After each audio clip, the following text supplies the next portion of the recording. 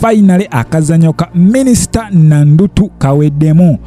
Ono nga ye State Minister for Karamoja Affairs omukyala Agnes Nandutu ebibye sebirungi yadde nakatono. Ono gwenjogerako mukwano gwange ayingidde mu byafaayo mu nsonga z'amabaati ag'e Karamoja era nga ono afuse mwanatu Minister ow'okusatu okubanga akwatibwa ku nsonga z'okubulankanya amabaati. Bingi n'ebisingakawo byonna mbikuleetedde wekuumire ku Jika Media otambule n'okumanya. Sigenda kuba nga mbalwisa. Kati nno gwe mukwano gwange ampuliriza oluvannyuma lw'akabanga akawezeeko nno akawanvu nga Minister Agnes Nandutu azanya Queenso Bando ne poliisi ng'ono yeekweka abapoliisi mwanatu yamaze n'agonda ne yeewayo mu mikono gya poliisi. Jjukira gwe mukwano gwange ampuliriza nti Mary Goleti Kitutu kosa Minister Amos Lugoloobi bano nno mwanatu bo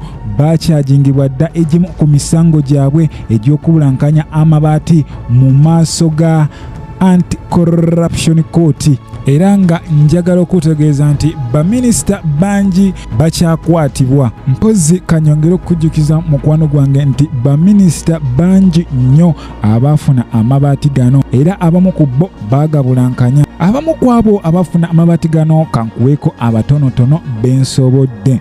Abo nno kwe kuli Prime Minister Robin Nabbanja kugata Speaker wa Parliament Anita Amongi kosa Honorable Jacob Abo okonno nga kosa ne Finance Minister Matia Kasaija nga bonna mwanatu bafuna amabaati. Wabula government egamba abo bonna ababulankanya amabaati mwanatu bakugaza oba baagala oba tebaagala.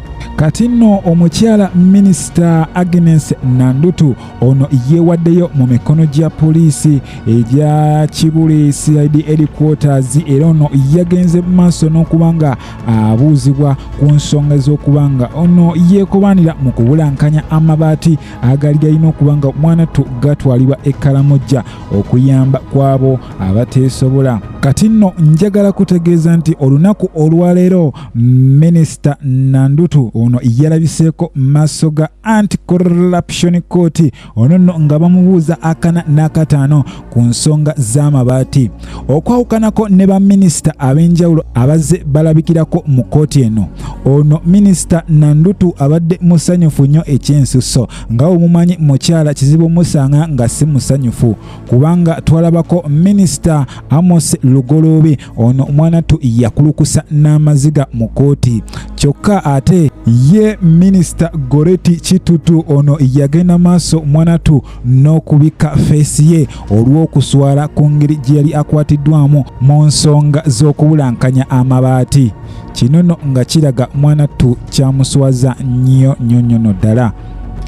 Minister Nandutu mukwano gwange gwe ampuliriza ono bagenze maaso n'okubanga mwanatu bamukyajinga emisango egitali gimu era egy'enjawulo. Kino nno kimuleetedde okwawukanako kuba minisita banne abalala abazze mu Anti-Corruption Court.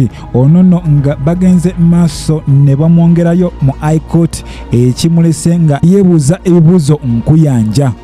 Olw'okutya mwanatu okungi, Minister Nandutu ne baminisita abalala ab'enjawulo bagenze maaso n'okubanga ate mwanatu beebuuza nti lwaki ono ate ayongeddwayo mu High Court kyokka nga ensonga zino zirina kugwera mu Anti-Corruption Court. Ekyo nno kibuuzo kisigaddewo nga kianginga wabula nga we mbategeezezzaako emabega nti ono bamukyajinze emisango mingi egy'enjawulo. Wabula ate ye Bududa Woman MP ono tamanyiddi mwanatu lwagenda kubanga aweebwa beyiro ye gye yasaba. Jjukira nti ono yasaba mwanatu okuweebwa beyiro wabula ono bamusindika era alina okubeera kwalimanda paka nga okuwulira kwa kooti kuzzeemu. Era kati wenjogera kati mukwano gwange ampuliriza mu nsonga z'amabaati ezigenda mu maaso, baminisita baweze basatu abaakakwatibwa era nga bangi bakyakwatibwa. N'abo bonna abaakwata amabaati ne bagazza abamu bali ku lusuubo nabo tomanya kijja waabwe. era woba tewegendereza mukwano gwange mu nnaku egijjako maaso awo oyinza okwekanga nga minisita omulala akwatiddwa era nga atwalibwa mu maaso ga anti-corruption court. Nyongera okujjukiza nti oli ku Jika Media ensibuko y'amawulire. Tambula n'okumanya nga weekumira ku Jika Media. Gwatanaba ku subscribinga genda maaso subscribinge olikinge obe nga okoze ekisinga.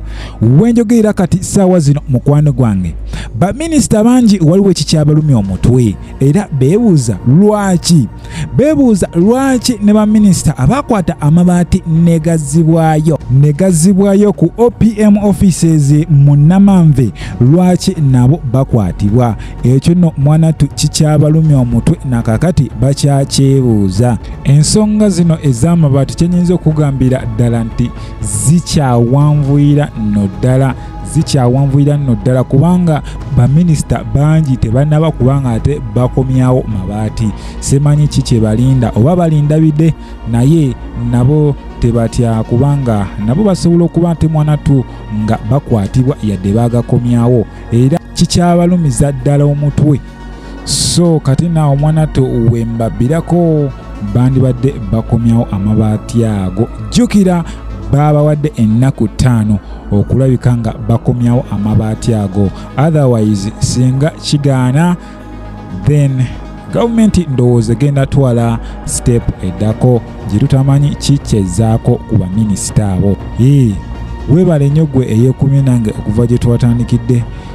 Nyongera okujjukiza nti obadde ku Jika Media ensibuko y'amawulire lyosanga amawulire ga entertainment, amawulire ga politics gonna aganyuma. Gwatanaba kubanga olikinga genda maaso likinge, subscribe ogendeko ne mu comment section yange obeeko ky'oŋŋamba ate emirimu gitambulire ddala bulungi nnyo. Nsaba Mukama Katonda ate abampere kye musinga okwagala era mweraba.